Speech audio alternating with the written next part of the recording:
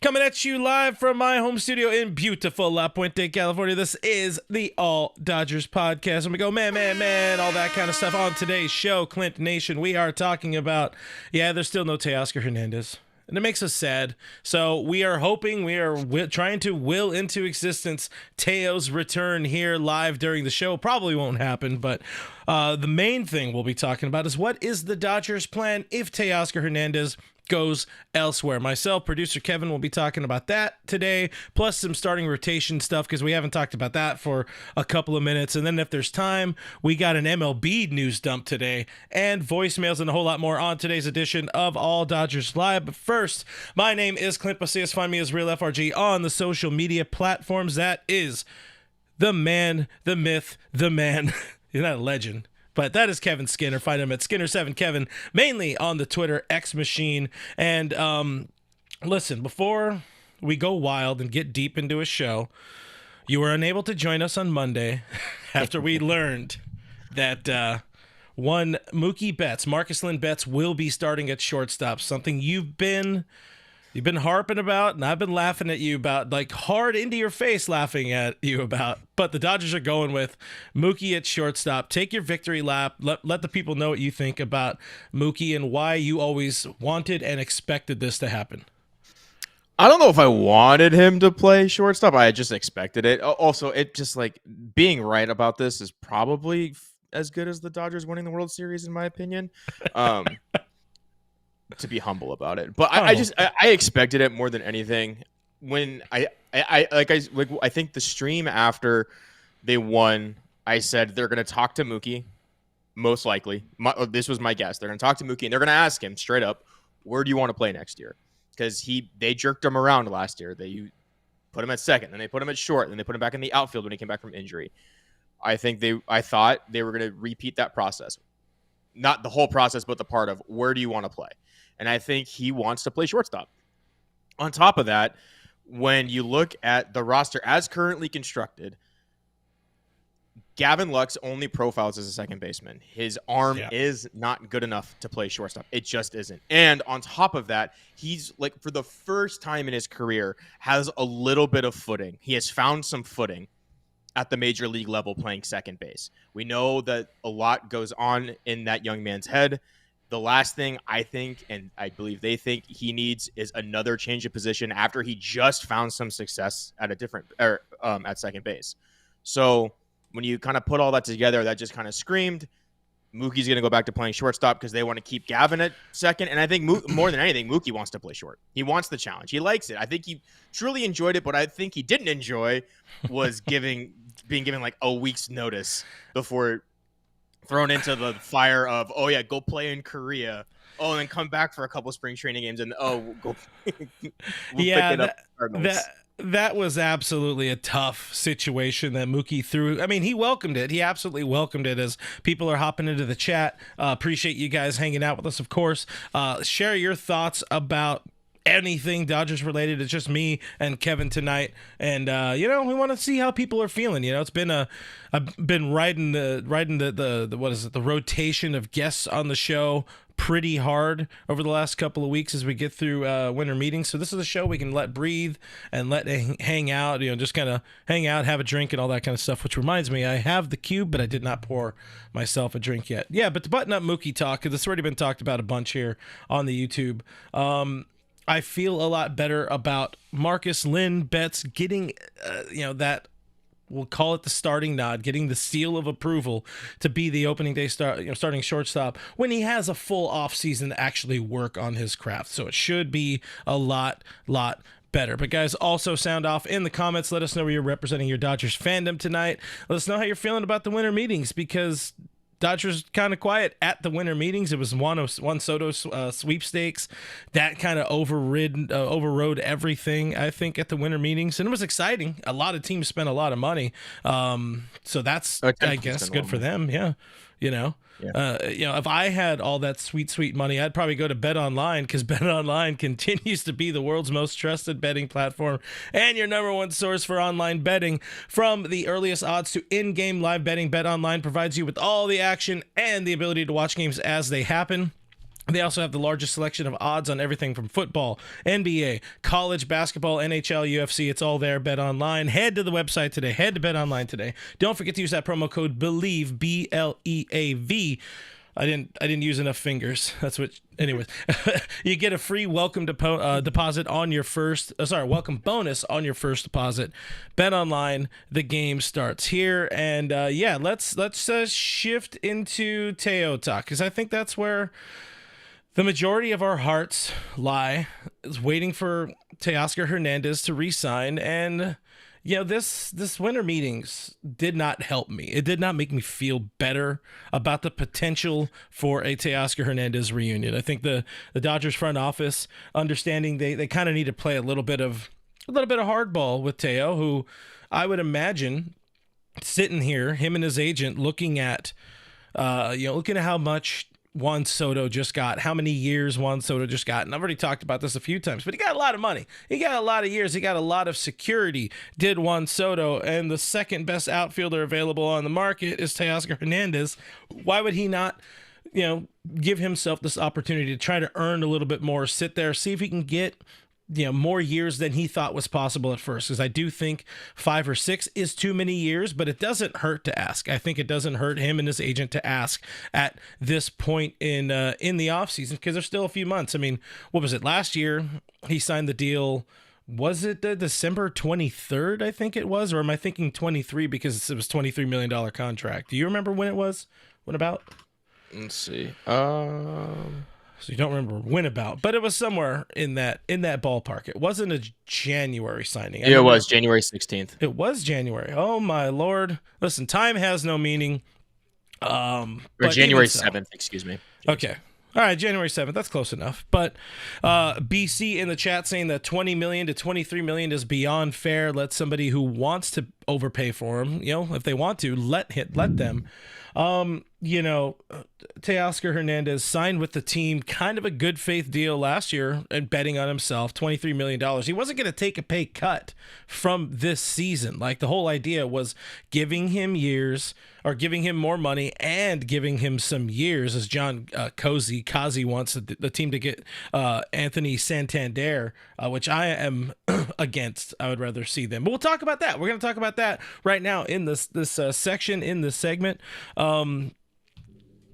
He wasn't going to take a pay cut. That's the reality. And I was earmarking, again, not my money, but I was earmarking, the $27 million per year range. I think that's not insane for especially this market. Teams have money now. All of a sudden, teams have money. We know the Dodgers have money. They can afford to pay Teoscar Hernandez that kind of money.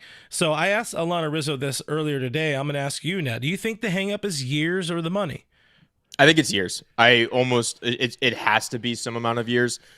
I think if Teoscar, I don't think the Dodgers, we've seen the Dodgers don't have an issue paying $30 million, overpaying years-wise. I mean, look at the contract they gave Trevor Bauer years ago. I know that one, bit them in the foot, or shot themselves in the foot, however, bit something on themselves, stuff like that. Well said. But, yeah, it didn't turn out well. But that sets a precedent that the Dodgers are okay paying a lot in a short amount of time. I mean, even last year's contract, $23.5 million, was probably more than Teoscar would have gotten over multiple years. And the Dodgers, like he probably could have gotten 2 years, $25 million, maybe 2 years, 30. But the Dodgers said, no, we'll screw AAV. We'll just give you a 1 year huge AAV for 1 year. And I think they're more than willing to do that again. I just think Teoscar wants to play a little longer. And the unfortunate part of that is, as great as he was last year, and he was fine, he had his issues, but when he endears himself to the team also gets a good look at him. The organization knows his faults as well as he does at this point, and yeah. They probably know, hey man, this guy's like a DH in 2 years, 3 years. Like, that glove doesn't play. And getting stuck on a 4 to 5 year contract when you already have your DH locked up for 10 years and or 9 more years in Shohei Ohtani, that's a real issue. So I think if Ohtani wasn't around, A, I don't think they won the World Series. B, I think it's a no-brainer they signed Teoscar for 5 years. That's why my contract, idea was 4 years, $100 million, but that fourth year is a team option. Yeah, So team or a mutual option or something like that, where yeah, both sides have that option. Yeah, but I would front load the contract to where I think I had it at like 27 over the first 3, and then the last year's like a team option for like 13 million. Where if he plays really well and that glove sticks, sure, bring it back. If not, we'll let you go find somewhere to be a DH where he can still be a very good DH. I love that idea. I love the idea of 3+1. I think 2 is still unfair to Teo because of him and his agent made it very well known. Hey, we're doing this as a make good deal, or as like we want to reestablish our market and go back out there. He's not going to take less money, but clearly he wants some years. So it's a bit of both. It is the money. It is going to be the years. I think Teo deserves both. I'm not against the man getting paid, and I'm not against the man getting years, and I'm not against the man being here for 4 seasons, because you can figure that out. But to maximize this roster you have and this window you have with all of these pieces, as young as they're ever going to be, I want to maximize that now. What we'll do though is we'll pivot and realize that the team appears to be either playing, they're playing some poker right now. They have their poker faces on. They're being like, yeah, you know what, if he goes, he goes. And this was Brandon Gomes during the winter meetings saying on MLB Network, I believe this was yesterday, saying Teo was incredible for us, both on the field, off the field, the impact he had in the clubhouse with our younger guys. Conversations, very much Dodger talk. They're going to continue to have conversations. And then he already kind of spun forward. They added Michael Conforto. They feel good about that addition of Michael Conforto. And then we have little Andy F. He had this to say, he's talked, Teo and his camp have talked about wanting to re-sign.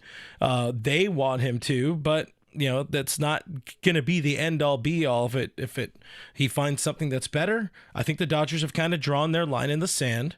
And if he finds something better, go that way. Thank you. You will always be remembered a hero here in Los Angeles. But again, you look at where this outfield is right now, and this is where we kind of spin forward of what is the plan if Teoscar Hernandez goes elsewhere.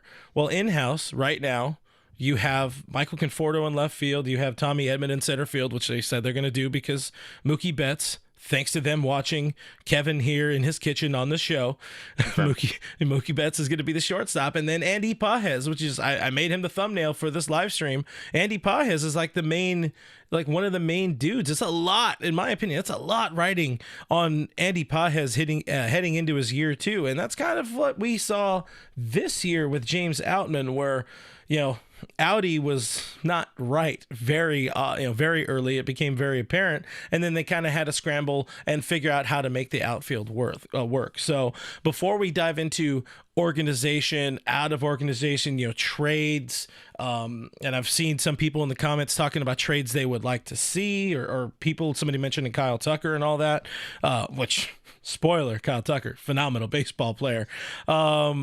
Let's look at those 3. What do you think about that projected right now opening day starting outfield? Like it, hate it, something you could work with? Well, I think the big thing there is you left off my man Chris Taylor in the outfield as well. So fourth outfield. You can't start 4. You don't get a rover in Major League Baseball. I think you could easily walk into the season with that as your outfield and be totally fine with it. I think a lot of teams would love it if that was their outfield. I know Teoscar was incredible for the team last year. Realistically, what we're talking about is a guy who's going to bat 7th or 8th in the lineup if you're not named Teoscar Hernandez. Barring a Kyle Tucker. These guys aren't going to be batting super high in lineup. So you could very easily, I'm fine with if the first 4 goes, Shohei, Mookie, Freddie, Max Muncy, Will Smith, flip those if you want. Tommy Edman, if you flip him up there too. Again, you're looking at guys batting 7th, 6th or 7th. So looking at defense, all of these guys should be fine. I like Pages playing in the corners way more than I like him playing center. I think he'll excel there. Conforto plays okay. I could go into the season with this and be okay with it. Could it be improved? Absolutely. Of course. That's without a doubt. There are a couple in-house options with Conforto signing, that complicates things just a little bit because he's a left-handed bat. So somebody like Dalton Rushing, who I'm sure we'll talk about in a little bit, does he have a place? I know there's a lot riding on Pages. He didn't end the season as well as he started it, unfortunately. Yeah. But what I will say is that was his first year coming back from major shoulder surgery on his That's a good point. Lead shoulder. So, if you take that into account, hopefully next year some of those flyouts turn into homers. You know what I mean? Like his offensive projection should tick up just a little bit more. And I mean, he's still graded out as an above average bat. Yeah, so you like that. If he improves even a little bit offensively, you're looking at like a 110, 115 OPS plus guy. And that's, that's really good. It's not Teoscar, but it's really good still. And that therein lies my concern. Listen, I saw a comment a second ago. I'm going to find who said it, but I think it was Matty Man. Yeah, Matty Man 5 Dodge saying, sorry, that outfield does not inspire confidence. And I agree with that. Yes, it is a collection of slightly above average Major League Baseball players. But we're talking about a baseball team that's trying to go out and run it back. They're trying to win, go back to back, something that has not been done since 99-2000. It's very, very hard to damn near impossible to do in this age of baseball where everybody gets to make the fucking playoffs. So to have just those dudes, and then Chris Taylor, you're not going to make any friends mentioning Chris Taylor in this stream, as you very well know. Richie Flores says, I've seen better swings in a park when it comes to CT3, and we'll give him a man. That's pretty good. But you could make a case for and against all of these guys. We'll say again, CT3 much better in the second half as he started working on that swing, getting back into better habits after he dug himself a hole into really bad habits with the swing. Hit I think it was 303 in the second half of the season. Still, if I'm being told, hey, you guys just won the World Series, and you want to run it back, and Shohei Ohtani expects to win the next 9 World Series, and the difference between Chris Taylor in my starting outfield and Teoscar Hernandez in my starting outfield is 1 year and 20 some odd million, I'm going to be unhappy. I'm not going to be like, yeah, I still love the Dodgers. I think they will be fine, but who knows how much better they could have been. And we're not saying that the Dodgers are out on Teoscar. Obviously, they're not out on Teoscar, but there is a reality in this vast multiverse where Teoscar Hernandez signs elsewhere, whether it be with the Yankees, doubtful with the Mets, whether it be with Boston, going back to Toronto or whatever. Still, the best fit is Los Angeles. Baseball world knows that, but there is a reality where those 3 names plus Chris Taylor, it's kind of what they have ready to go on opening day in Tokyo in the middle of March. And as Matty Man says, does not inspire confidence when we're sitting here right now. As we say often, that is not whatever the outfield looks like on opening day. It's not what it's going to be when we enter the postseason, and it's not necessarily talking about trades, because Andrew Friedman said at the winter meetings, or said just before during the Blake Snell intro presser, he doesn't want to have to make any trades. They're going all in now, so they don't have to waste talent at the trade deadline. There is other talent. You mentioned Dalton Rushing. James Outman still exists on this roster. But beyond that, that's it. That's literally it. Dalton Rushing, not an outfielder by trade. James Outman, not a hitter by trade. That's so worries, sad. Not instilling confidence. There's your through line here. We haven't seen too much on Dalton Rushing, but we know the bat is, they say whoever they are, is as close to Major League ready as possible. He wouldn't be the opening day left fielder. Things would need to go insanely right or wrong for him to be the opening day left fielder. But there is a point somewhere down the road where, I don't know, July, he's your starting left fielder. But still, that would maybe in this world, it's Dalton Rushing, Tommy Edman, and Andy Pages. And once again, we're hoping on Andy Pages to have a better sophomore season than his rookie season. I think they need to go out of org. I think they need to look in free agency. If it's not Teoscar, it needs to be free agency or a trade. But talk Dalton Rushing for a second. Just, I mean, I don't think you consider yourself any sort of crazy prospects expert, but you're a ball knower and you're a prospects knower enough. Are we overhyping Dalton as Dodger fans? No, not with the bat. The bat absolutely plays. He just absolutely mashes. He's mashed from day one, and he's continued to do it. And I think he's even gotten better as he's risen through the minor league levels. The concern I have is typically you don't go from catcher to outfield. You do the opposite. You go from outfield to catcher because you're less mobile. And they're say, hey, just go behind the dish, call a game, like learn. I know catching is incredibly difficult. I'm not saying that like it's necessarily easier because we know it's not. But Breaking I'm talking news.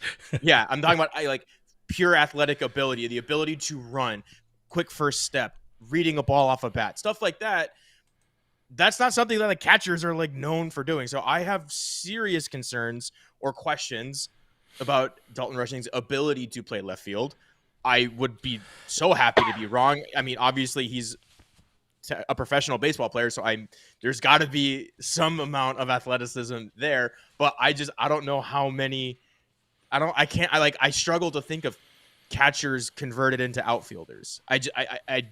Schwarber, there's always gonna be that Kyle Schwarber connection, but it's not. He was not good outfielder. He was not a good outfielder. It's like just because you're put at the position does not make you an outfielder. Just like when the Dodgers put Jock Peterson at first base, did not make him a first baseman. Correct. Yes. Like, Kike is not a first baseman despite having many first base innings last year. So I really worry about his ability to be in left field. I also trust the Dodgers to teach him and for him to be a student of the game and learn. So if he shows early in the season, I believe it's the Comets now. That's what they rebranded OKC to, the Comets. Yeah, the Comets. If he shows, some defensive ability, I wouldn't be shocked if by the middle of July it's knocking on the door going, all right, there's just like no excuse to have this dude in the minor leagues anymore. So I believe he can. I haven't seen a lot of historical evidence that would suggest that this is something that should happen. Yeah. Pika Peep said it needs to be Teo or there's no repeat next year. I mean, I don't think Teoscar Hernandez guarantees a repeat next year, but it helps.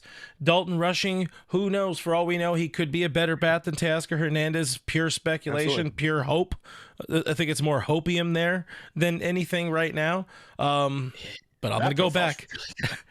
I'm going to go back to that through line, though. It does not instill confidence right now with where we're at. It's got to be out of org for me. As Diane checking in from Cabo, live from Cabo, says, guys, smash the like button, hit that subscribe button. We're trying to get to 9,000 subscribers here on the channel. If we can do it before 2025 gets here, that'd be pretty freaking cool. We're only a couple hundred subs away, so it should be possible if you do your... Huh? Maybe if we get to 9,000, maybe I'll move out of the kitchen. A wink. That's the hardest wink right there. All right, let's look out of Oregon. I'm seeing some people, Mike Carrillo, already looking ahead, looking at a trade because I don't think he's a free agent. But talking about Dalton Varsho, if I remember correctly, I haven't seen him for a season, but he's a switch hitter, right? No, he's a left-handed batter. Just left-handed? Yeah. Okay, so there was another one we were talking about as well. Okay, well, he also catches, so maybe that's true. There is one. He did come up with his Diamondbacks as a catcher. That's what we're talking about. That's what we're talking about. Okay. I thought we were talking about a trade for some reason. Okay, so maybe. The comps are few and far between. As Christopher Navarro in the chat with the $5 super chat. Thank you very much. Chris says, Nostradamus prediction, which reliever we will get, asking which one are we going to get, Devin Williams or Tanner Scott. Okay, bye. We talked on Monday as we pivot from outfield talk for a second. We talked on Monday, myself and Mr. Greg Bergman, about Williams and Scott. Which one of those guys do you think they land? Because Ken Rosenthal said today on Fair Territory, it's going to happen. One of those guys is more likely going to happen. Which one do you prefer? I prefer Tanner Scott simply because he doesn't have to. I would prefer Tanner Scott because then he doesn't have to face Shohei Ohtani, or Shohei Ohtani doesn't have to face Tanner Scott. That's like the only reason, because I don't think you can really go wrong with either of these guys. These are two elite pitchers. I don't, even though Tanner Scott throws with his left hand, Devin Williams throws with his right hand. Devin Williams' best pitch is a changeup, which immediately makes him better against left-handed batters anyway. So I think they're fine regardless. I think more likely they just sign Tanner Scott anyway because it's money. I know the Brewers are a smart organization. If you ink a trade with the Brewers, they're going to take something from you that you probably didn't want to let go to begin with. So if it's just money, give me Tanner Scott. I think more than anything, with them inking Blake Trinan to the 2-year, $22 million deal, the only thing that signals to me is Andrew Friedman isn't afraid to throw money at certain relievers, certain guys that he likes. So with Tanner Scott, has the track record. They saw a bunch of him at the end of the year in the playoffs. I'm liking him for just the money.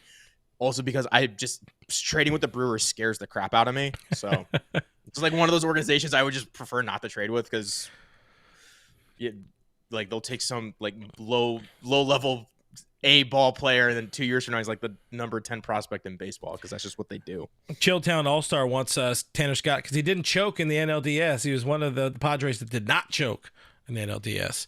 And Devin Williams did choke in the wild card series. He gave up the homer to Pete. And he's always had problems being on the field, being available for his team in the postseason, whether it be injury or self-inflicted injury. I said this earlier on Dodgers territory. I think I still prefer Devin Williams between those two, but there's not a wrong answer for either of those guys. Getting back into the outfield, Mr. Classic talking in the chat about friend of the show and my old buddy D-Mac saying on his show that with Teoscar Hernandez, Dodgers, this is per D-Mac, they're apart on deferrals, AAV, and the signing bonus. It's just that. It's just that. I have to call Doug right now and be like, oh, yeah, it's just all of it. It's just all of the money. It's just all of the money right now. But exactly. When D-Mac talks, I believe some of the stuff he'll say for sure because he talks to people, and D-Mac's a talker, as you guys well know. Subscribe to Just D-Mac. Just only D-Mac as a person. All right, so we got our outfield right now, understanding what they have in the organization. Again, not instilling that confidence out of organization. Let's look at some realistic trade targets out there, trade options. We've already kind of talked about Cody Bellinger on the channel a little bit. Yankees are apparently hot on Cody right now. They're trying to get him to, either be their first baseman or take over in the outfield for Juan Soto. I said this, I think, on Monday. I would rather have like a Cody Bellinger reunion as opposed to an Anthony Santander signing, but that's just my thoughts on it. Somebody you mentioned before we went live here, bringing up Seiya Suzuki from the Cubs, different Cub. Listen, Suzuki, people sleep on Seiya. I don't know if the glove is good. That's one thing. I did see a comment somewhere that mentioned like he's somebody who's supposed to be a DH, but he's also like a really good on base threat, some pop. What do you think about the two Cubs options? And are these, as I said, realistic trade options? Are these realistic in your opinion? I mean, I think they're realistic simply because the Cubs are shopping them. They've already made it known that they want to move off them. One of the reasons they want to move off Seiya is because they want him to DH and he wants to continue to play the outfield. Now with Cody, at this point, after the Conforto signing, I'm much more out on Cody. I don't know if we need another left-handed outfielder, especially one with as much swing and miss in his game. I know Cody chopped it down a little bit, or a good amount, but there's still a lot of swing and miss, and I don't know if they need another left-handed outfielder. I think at this point they're really just looking for a right-handed bat. If you added a left-handed outfielder, that's a very left-handed heavy lineup already with Shohei, Freddie, Gavin, Max, the list gets long pretty quick. Yeah. With Seiya, it depends on where you look.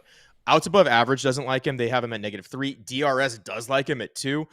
What I'll say is this. It is really hard to play outfield at Wrigley Field.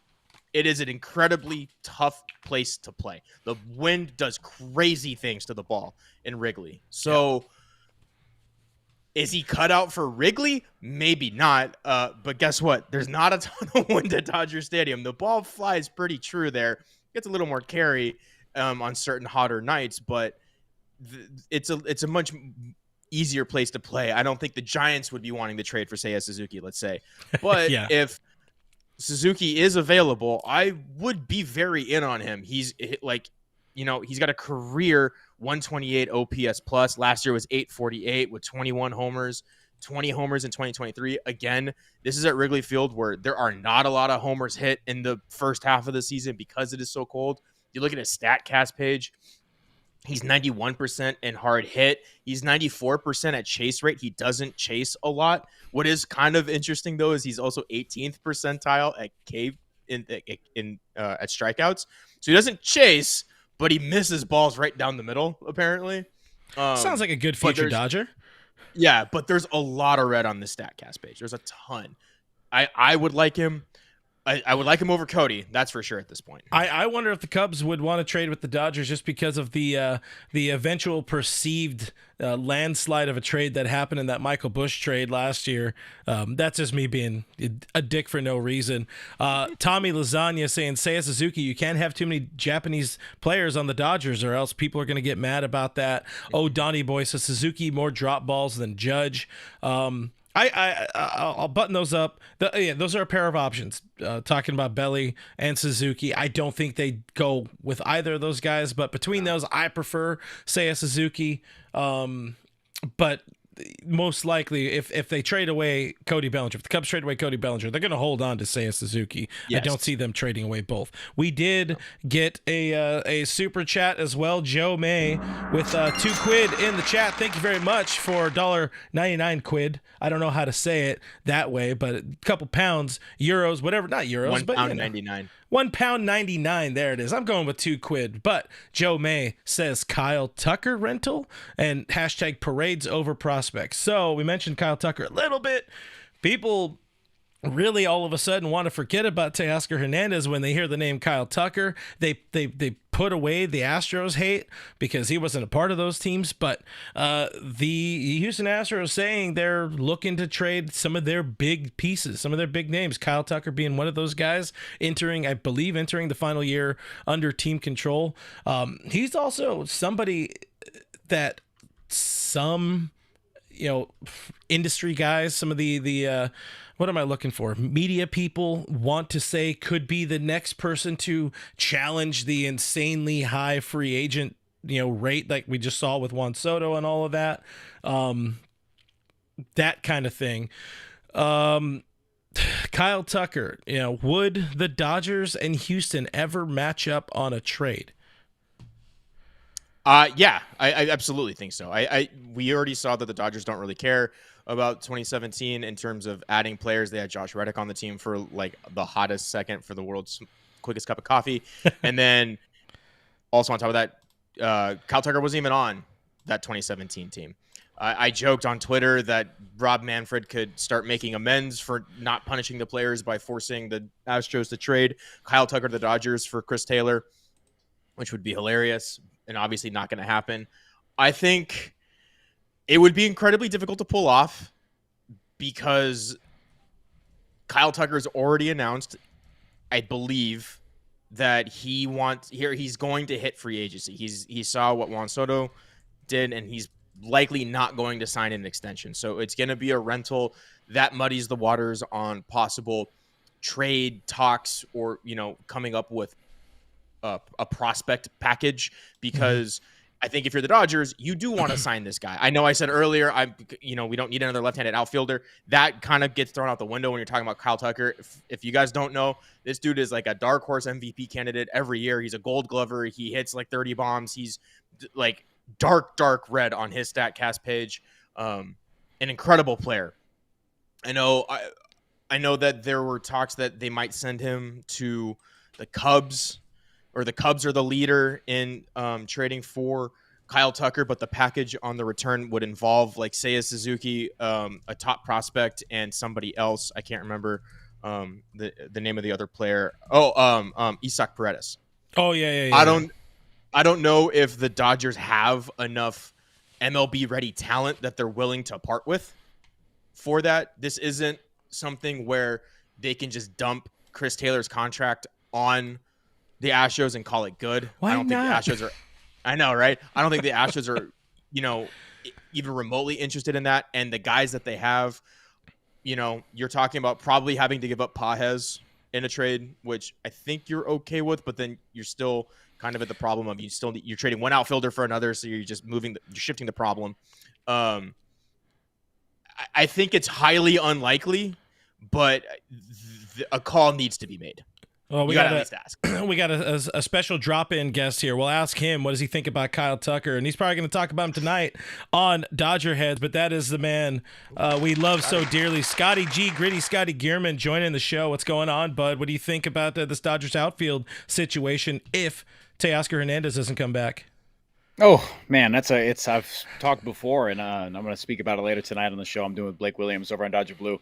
It's kind of a world I can see it being in. Like, there's enough options out there. I believe in the Dodgers front office in a way that they can, maneuver this. They can make it happen. Teoscar, came in, took a deal to do that. I feel like there's enough options out there where they can do it. They can't replace the heart. You can't replace the continuity that he has with that, and the peace of my heart that'll be lost if Teoscar signs elsewhere. But currently how they have it constructed, Tommy Edman slated to play center field, Michael Conforto, the splits that he had. What's up, Chad? Good to see you guys. On away, his away stats can't be, kicked to the wayside. That's kind of what I believe they're banking on. That's where a lot of the hope from him is going to come in. Yeah. And I think he'll be a very plus addition. There's a reason why he got 1 year, 17. But Clint, asking yourself, if the Dodgers can make a deal for Kyle Tucker, if they can pivot that, it feels like a deal would have to materialize fairly quick because It seems like the Cubs are pretty aggressive on it. It's going to take a lot to make it happen, but that's a name, that's a bat, and just an all-around player that if you have the opportunity to bring it in-house, same thing like Soto. You got to do it. You got to try. I know it might be for a rental and he's going to test it, but you get first crack, and that's just an absolute talent. The way I would look at it, and I don't put Kyle Tucker in the same breath as Mookie Betts, but I look at it like the way we viewed the Mookie Betts trade saga, that whole offseason. I mean, there was different points where the Dodgers were talking about trading for Mookie Betts during the season, hoping to get something done. There was a lot of other people trying to make a trade for Mookie Betts during that 2019-2020 offseason. That deal didn't get done until a couple weeks before spring training started. Now, other teams are going to be hot on him, but I think there are a few teams that really, really have the prospects to get any sort of deal done like the Dodgers. I mean, the Dodgers sending some prospects to Houston as much as it pains us to get somebody like Kyle Tucker back. And you really hope something similar happens like what we saw with Mookie. I mean, it'd be another massive contract. We're probably looking at an 8-year extension or something like that. But if you're able to swing some sort of deal, you do it.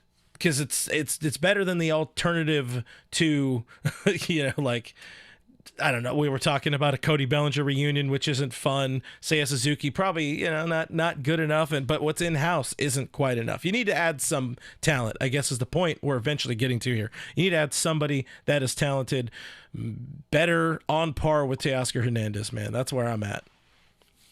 Yeah, I mean, if they're gonna stick, if they're if the Dodgers. They're very left-handed. We'll just say it flat. That's another problem. They're very left-handed.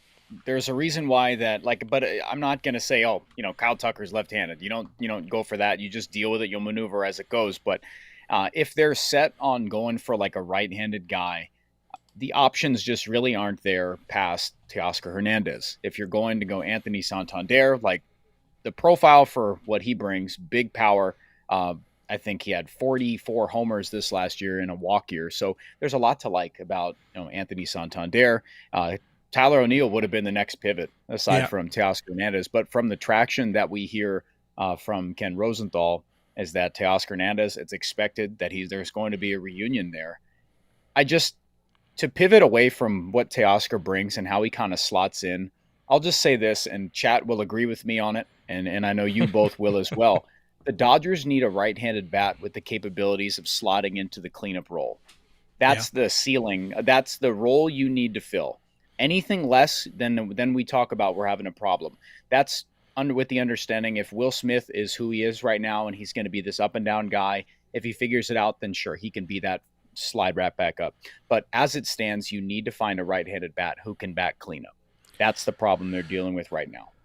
So I'm gonna say this, and then I want Kevin's thoughts on it. I was thinking earlier today when I was putting together some ideas for today's show, because obviously nothing terribly exciting happened for the Dodgers at the winter meetings. So at some point we're having a lot of repetitive conversation. But we're not talking about shortstop today, at least not that much. So that's a good thing for everybody. But, yeah.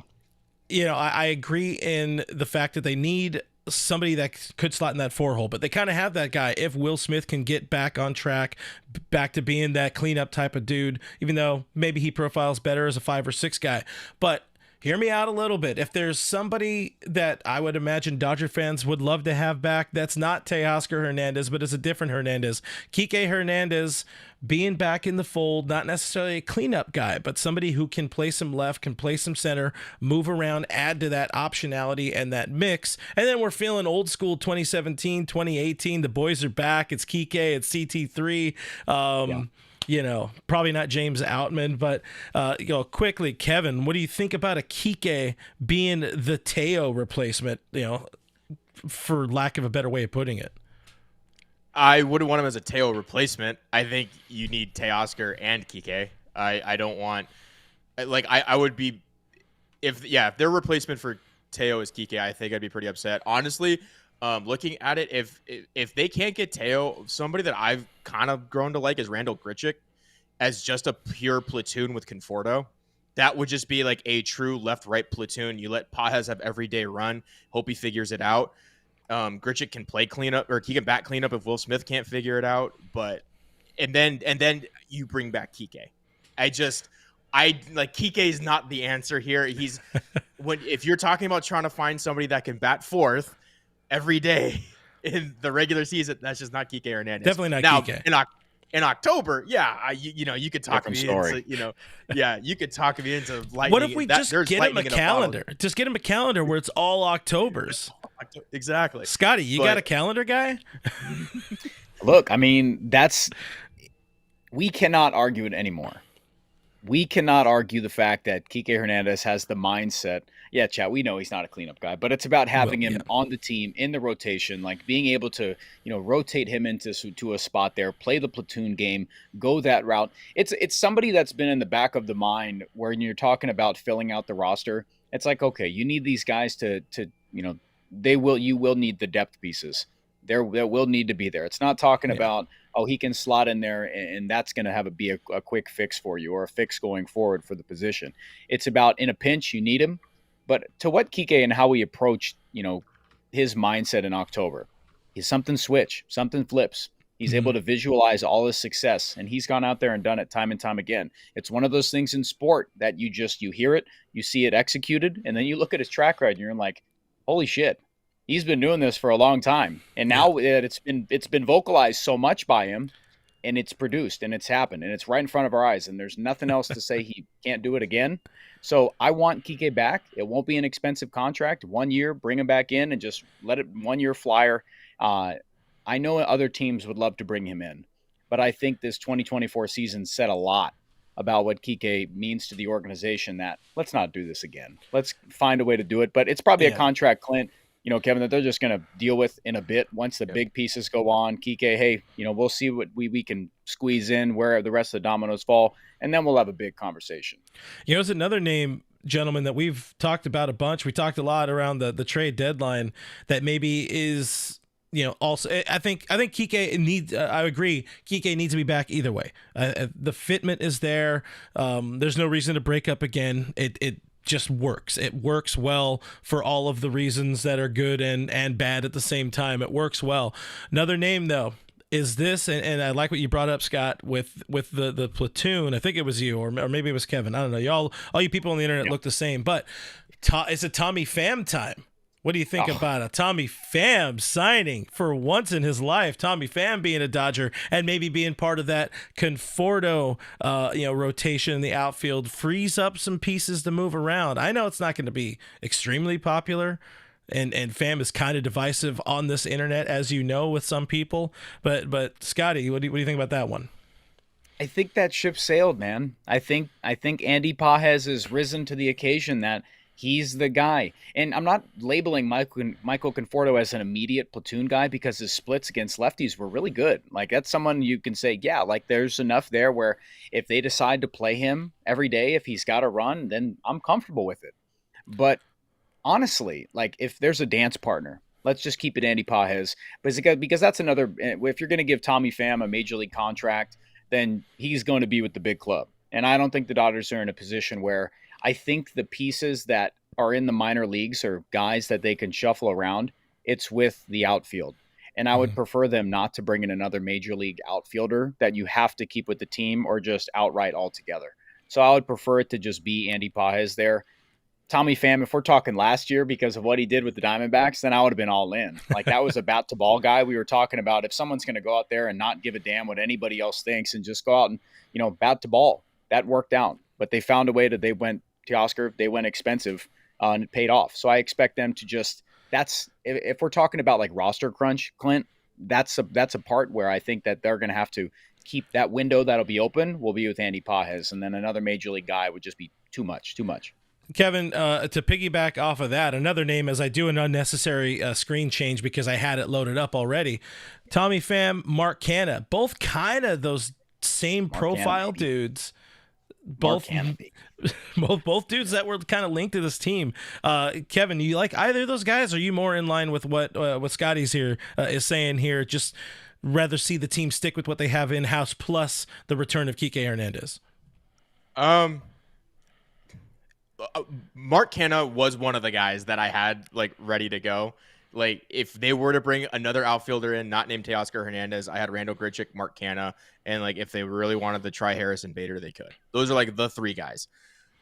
I'm with Scott though. I'd rather just have I trust Andy Pages to figure it out. Like I said, he's coming off major shoulder surgery. Those two words are really hard to say back to back. Yeah, exactly. So he's coming off major surgery. And I expect the power and I expect the offensive profile to improve. His big, what they liked was his patience at the plate, his ability to be choosy and punish mistakes. When you're coming off that giant surgery where you don't have that power and that all of a sudden your line drives become pop outs and that whole cascade. I think Pages will figure it out next year. Yeah. So I would rather them just try that out. Like I said, as long as they just do with what they've got in-house, I could live with what they've got on the roster already. It's not the sexiest outfield we've ever seen from the Dodgers, but we've seen worse. And I think, again, we're talking about guys that you don't need. I mean, it would be nice if they could bat cleanup, but you have other guys on the roster that have shown that they can bat cleanup instead. Edman's done it. Kike can do it technically. Max Muncy, Will Smith. These are guys that have batted cleanup and succeeded in that position. So I'm not on he needs to be a right-handed cleanup bat. I think that's just like a real luxury that we got used to with Teoscar. That's fair, and he was phenomenal doing it. And I think again, everybody's still we circle back. God, do we still want Teoscar Hernandez to be the man that comes back to this team? But the way the team is talking, the way the front office is talking, they're playing a little bit of strong arm with Teo and his agent. They've drawn their line in the sand, and maybe they'll kind of ease that back a little bit once Teoscar Hernandez realized, oh crap, I'm not going to get 5 or 6 elsewhere. Let me get 4 here or 3 with that option year, and then we don't need to be talking about Tommy Pham. Did you guys get into that yet, though? Did you guys get into that, the whole the posturing between the front office and Teoscar yet? That's what I was hoping I didn't miss. We did get into that, but I'm interested in your take about it because we had the clips, and Sure. you're not going to be on these scenes because I don't have them prepped, but I have. That's okay. I have this one here from this was Gomer talking about hey, he was incredible for us, and then the other one from Andy and little Andy F, as I call him, Andrew Friedman. He talks about wanting to re-sign. I'm gonna way over embellish the emphasis there, but we're leaving him out there to kind of figure out what he wants to do with his life right now. Well, give us your thoughts on where you think the team stands, and of course I know you're going to talk about it more with Blake Williams in about an hour, half an hour, a little or more than a half an hour. But yeah, give us your thoughts. I'm interested. So I've spoken with Blake about this. We've kind of had a bunch of text threads about it between us, and kind of what the front office is doing. It's understandable the pause from the front office to giving a 32-year-old, a 4-year deal. I tweeted out that everybody has to understand and get realistic when it comes to contracts after a World Series. We all would like to keep the band back together, but there is a ceiling. There is a threshold that it will have negative returns. You look at the 2019 Nationals. Right after you do that, I know it was the first year into Patrick Corbin's thing. They ran him into the ground. He pitched it into a ring, and then you go out and you give Steven Strasburg an insane amount of money, and it's just a sinkhole. Never pitches again in meaningful time. I know it's pitcher to offense to a bat, but if Teoscar Hernandez is out here with the qualifying offer attached, and there's another team, that's probably where the holdup is. Qualifying offer, maybe an extra year. AAV, him and his agent want to do that. If there's possibly deferrals, no deferrals, all those things are in the mix. But if after the Juan Soto signing, Teoscar's market isn't there in terms of how high teams are willing to go for him, you look at a comp like Tyler O'Neill. I think he got 3 years, $48 million and change. So to go from where that production is at to where Teoscar is rumored to be at with like 3 years, 72 million, 68 to 72 million, that's a significant jump. And for a 32-year-old who does not play the very best defense, and he, that's the thing. So it's asking quite a lot, I know people saying just go for 100, and you're talking about a deal where it's 424 for, 25 a year. If you're talking about 3 and then you're getting upwards of, 28 to 30 AAV, that's a lot. It's a lot for that, but you can't go over. I don't think the Dodgers will go anything over 3. If it's a 4th-year club option, I think that we're getting into territory where I think they have a ceiling, Clint. Kevin, they have a ceiling. They're not going to go by. And if it's there, the offer's on the table. Teoscar, if it's not there, come back home, buddy. Come back home. Hey, Kevin, yeah, that was. Yeah, go ahead. No, that was. I mean, just to that's what I said earlier. Is my ideal contract was a 4-year, $100 million contract, but I have it constructed where it's 3 years with like 27 mil a year over those first 3, and that 4th year, just take the remainder. I think it ended up being like 14 or 15 million, and that's just a club option. And if he plays well enough and the glove is there, yeah, we'll bring it back on that 4th year. But it's not, we'll let you go, and you can go still probably get decent money as a DH. I mean, JD Martinez was a really good DH for the Dodgers a year ago. Yeah. So the Teoscar could definitely, go play pretty much anywhere that doesn't have a DH and still make a good amount of money. It is just that glove. So I think it's the years hold up. I think I'm somebody. It's not my money. I don't care if it's 28 a year over 3. Like, go for it, go crazy. If you got to go 30, sure, bring them back. As long it's just a years thing. It's all a years thing. Yeah, and it sucks that we all have to be here, left out in the cold. Teo as well, left out in the cold while he's trying to get himself a big ass bag of money. Streaming from my kitchen. Streaming from his kitchen. Poor Kevin streaming from his kitchen because you guys aren't supporting us on Patreon or YouTube members.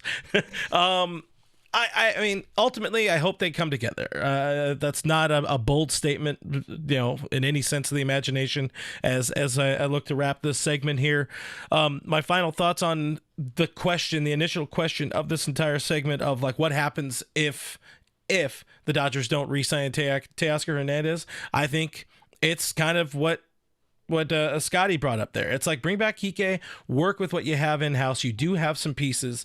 There are other, prospects laying around that maybe could move into the outfield. And then you do have a very clear and open door for an eventual, hey, Dalton Rushing. If you're good at this, you can come up sometime in May or June or July and let's, have some fun. But what the front office needs to understand, what we all need to understand, really the front office, I'll speak to them right now. I'll even go to one camp for this. What you need to understand right now, Andrew and Brandon, is that the team is much worse off without Teoscar Hernandez. I felt that was important for me to get that in there. Yeah.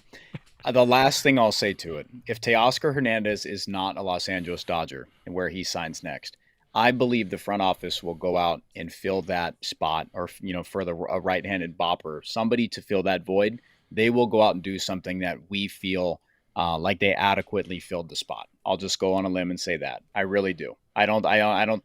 They're committed.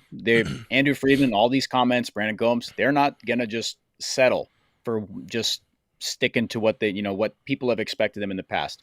They will do what it takes to fill that void. And I'm going to go on not a very, limb to say that. I believe that they will go do something to fill that void if Teoscar is not a Dodger. Something will get done. That's what they do. I mean, they told us they want them to have all of the major heavy lifting done during this winter. They don't want to spend prospects and time and effort at the trade deadline. But then again, people like us, we need that. We need the trade deadline. So hopefully things work out just poorly enough for them to have to put in some work. But Scotty, appreciate you popping on. I know you got to go get ready for your show. Guys, tube into him. Dodger Blue channel tonight. Dodger Heads, him, Blake Williams, about 7:30. They'll be live, taking a whole bunch of comments, questions, just hanging out with the gang here on the YouTube. So appreciate you popping in, bud. Sounds good, guys. Good to talk to you. Good to see you chat, everybody. We'll see you soon. Take care. Later. The man we love, gritty Scotty Geirman, joining the show, talking about the outfield, a bunch of stuff to talk about with the outfield. But again, always circles back. Kevin, what do we want? Teo back. We want Teo back. I've been tweeting it every morning. I saw that at some point. Just bring. It's one of those things where you just don't screw it up. We said it before. It's just such an easy fix. Like Scott said, even if they don't, they'll adequately find somebody else to do it. I think the signal for that was bringing Blake Treinen in on 2 years, $22 million spending on a relief pitcher. They know the time is now. They promised Ohtani when he signed that we're going to be aggressive. We're going to keep trying to build championships. We're not going to, be one and done. They'll figure something out. This front office is really good at doing that.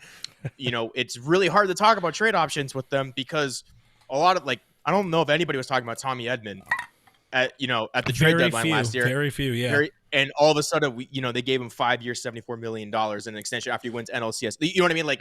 It's hard to talk trade options because they just find guys that we didn't even know were available. So yeah, my point being is they'll find somebody. So we got a lot of little things to do here because we have some super chats. We have the chat going off right now, so I don't want to leave the chat any further out of it. Than we have while Scott joined us because we have three voices. We don't want to have people just hanging around and not talking about nothing. But I will remind people, please do subscribe to the channel. We're trying to get to 9,000 subscribers. It's completely free to hit that subscribe button, and we'd appreciate the hell out of you if you do it. Voicemails are coming up in just a second. You can call in the voicemail hotline. If you make it as evergreen as possible, you can call in tomorrow morning. Sometimes you can call in from the 215 freeway, and we'll play the voicemail at some point on the show. You see the number flashing on the screen. The number is also linked in the description of this video, 562-373-4095. And the final thing I want to bring up is I mentioned it there with Scott towards the end, but if you guys if you're looking for a different way to support the show, support independent Dodgers coverage here online, check out our Patreon page. It's patreon.com/realfrg, which is also my social handle.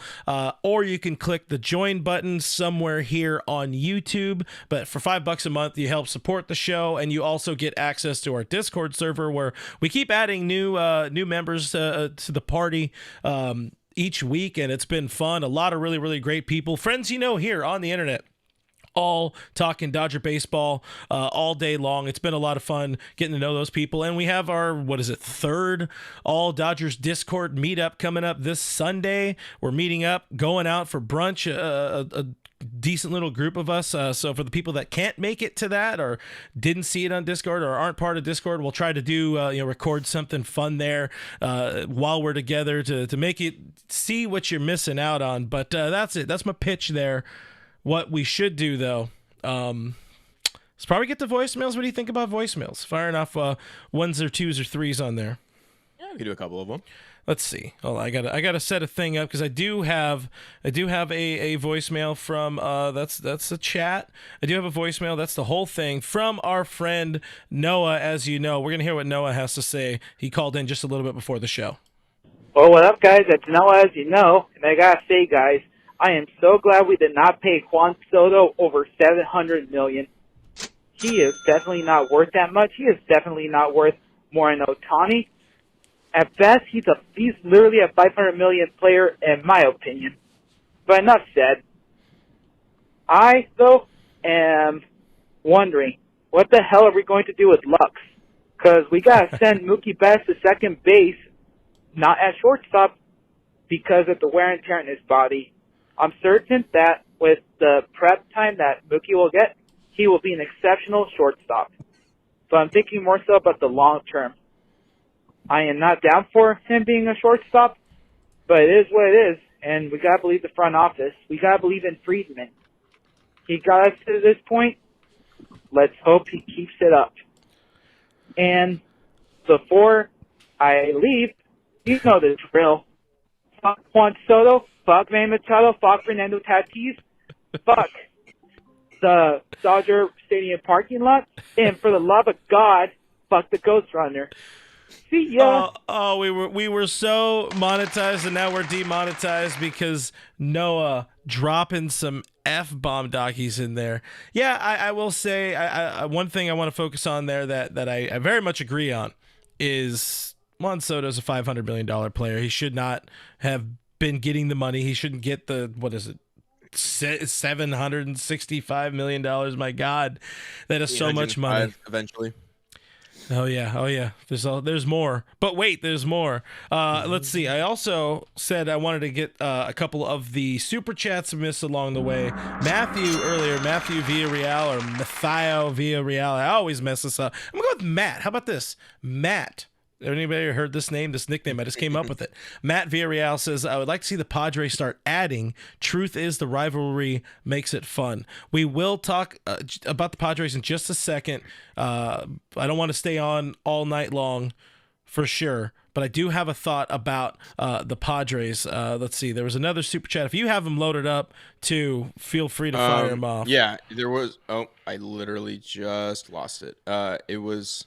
I don't know. It was $4.99, and it just said Kike with glasses equals good. That was Kevin Uhas. That's right, Kevin Uhas. Give me put more glasses on Kike Hernandez. Like, I don't think I'm that crazy with a decent fallback plan being, it's not sexy. None of it is sexy. But Kike and Scraps, Kike and Conforto and left sort of thing, not ideal. But it is something. It's something. That's what we'll get. I mean, yeah, they're major league players, so. Give me good players, living players. Let's see. There was I think another one, or I did not. I don't know. I'll try to find it while we're firing off the next voicemail, which comes. It's a two-parter. I didn't listen to it. I probably should have listened to it before. But it's a two-parter from our friend Denny Cortez, who seemed like she had herself a whole lot of things going on. We'll let it eat, and we'll determine whether or not this is a voicemail that forces me to have to pre-screen calls. Hello, Clint. What's it's not Denny. happening? Not Denny. My apologies. Here. C-Note. Before I get to the winter meetings, I'd be remiss if I didn't congratulate Kitchen Boy Kevin. Mookie Betts to short is exactly the move that one and only one person wanted, so congrats, Kev Dog. Quote-unquote serviceable at short is exactly what we need on our championship team. That, of course, is preferable to a potential Carlos Correa trade. The phrase future Dodger Carlos Correa is something that I never want to hear again. Dodger fans would find it preferable to either have Wander Franco or the Night Stalker Manning short. Mm-hmm. I mean, get the fuck out of here with that shit. Tell us how you really feel. Did that end? Because it said there was a second part. So let's see what happens on part 2. Sorry, fam. Dropped my phone while I was sitting on the can. I just had one point about the winter meetings. There's a lot of bullshit going on, a lot of rumors floating around. I mean, can we trust anyone? This Carlos Baerga thing. I mean, a guy who knows a guy heard Carlos Baerga say that Correa would look great in Dodger blue and it would really bring out his eyes. I mean, hello? Carlos Baerga, are you serious? I hadn't heard the name Carlos Baerga since Ross told Rachel that he really loved Carlos Baerga's plate approach and plate discipline. I mean, come on. I know there's a lot of things going on about Teoscar and being said. Let's keep it easy, fam. And let's have a few rules of thumb. First, never trust a source with 19 followers. 2, never, ever trust a guy who is a paid shill of Scott Boras. And number 3, I can't believe it. never, ever, ever trust a guy who uses 2 initials as a first name. Anyway, sorry about the drop call. Thanks for the show, Clint. And Frank McCookany chip. See ya. That is C-Note, not Denny Cortez. That is C-Note calling in there. A whole bunch of stuff there. But what I really want to know is, drop the phone in the can. Like, to go in the toilet, is the phone okay? It seemed fine. It seemed fine. I think it was all right. It sounded pretty clear. It sounded clear. Speaking of sounding clear and more demonetization, as Mr. Classic worries in the chat, it's like Clint is trying to make a living. Help him out. Don't demonetize his channel. We got the king of demonetization, Richie, calling in, and I think he had some beef. I'm not 100% sure if he had some beef, but we're going to listen to Richie together as a family. Sure. Yeah. I don't know his real name, but he goes by Showtime LA. Yeah, there was something that happened that I'm a little concerned about his well-being last night, and I just don't know how he's doing. So, but if you can go by there and just kind of check up on him, that'd be great. Okay, thanks. Oh, sorry, Clint. I was on the phone with social services just trying to help out a friend. Well, the baseball gods shined upon us yesterday. They heard our cries, and Uncle Stevie forked out the money that we thought all along that he would wind up with the Mets anyway. So, hey, good luck with that. But let's talk about real Dodgers, real needs. I'm really concerned about why Teo hasn't been signed yet. Everybody was begging the Dodgers, sign Teo now before Soto signed, because we all knew once he signed that the price was going to go up. And, hey, that's his client doing his job. And I don't blame Teo for that. But I think the Dodgers need to do the right thing and sign him for this reason alone. The man played his heart out for us last year. Nobody has played that hard on a 1-year contract.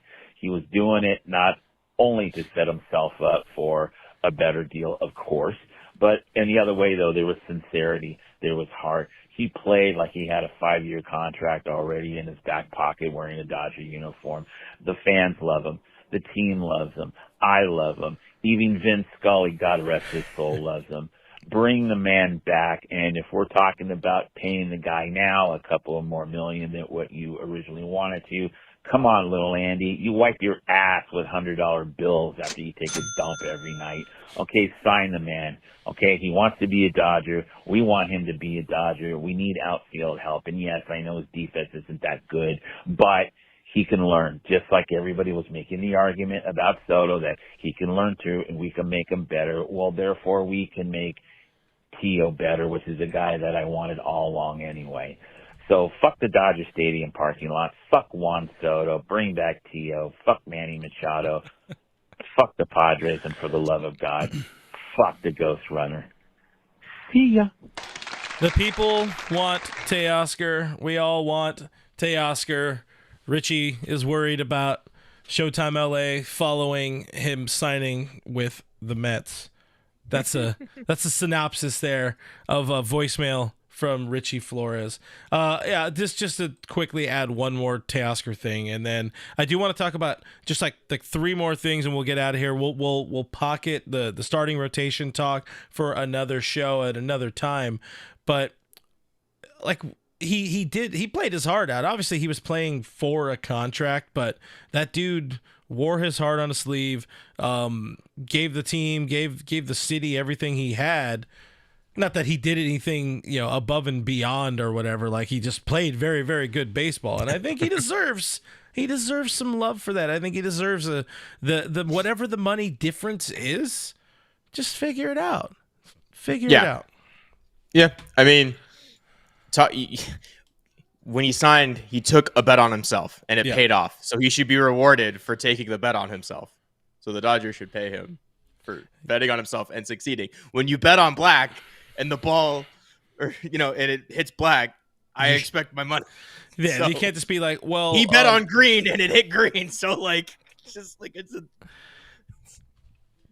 Yeah, I get pay you. that man his money. Pay it. Hopefully by the next time we're live, hopefully there's a reason for us to go live talking about Teoscar signing this weekend. But I think if it's going to happen, it probably will be more next week, and hopefully it doesn't push into Christmas time and all that, because then it would be a problem. But a couple of things I want to do. We got an MLB news dump. We're going to skip starting pitching talk. We'll save that for another day.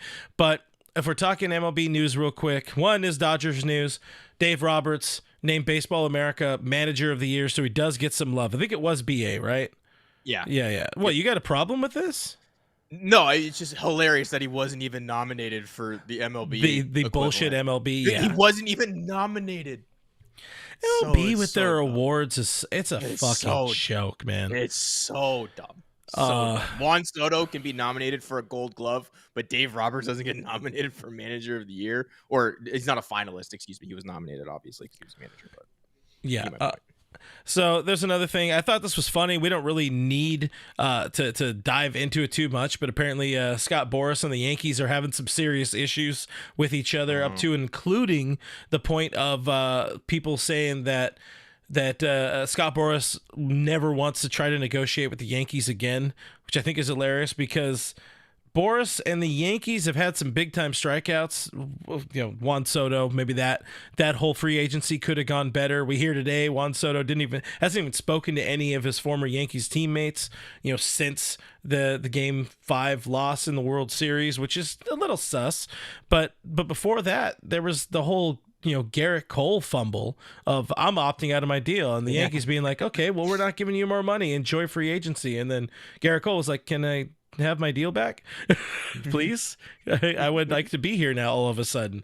So I just thought that was kind of funny. But going back if he's not negotiating with the Yankees, it's because he's negotiating with the Dodgers now. So he's just replaced one team with the other. Yeah, something like that. But one of the super chats we did have from Matt via Real saying, want to see the Padres starting to add. Well, it turns out the Padres, they're listening on a bunch of players. Your owner is dead for not even 1 year, and now you're just giving up on his vision.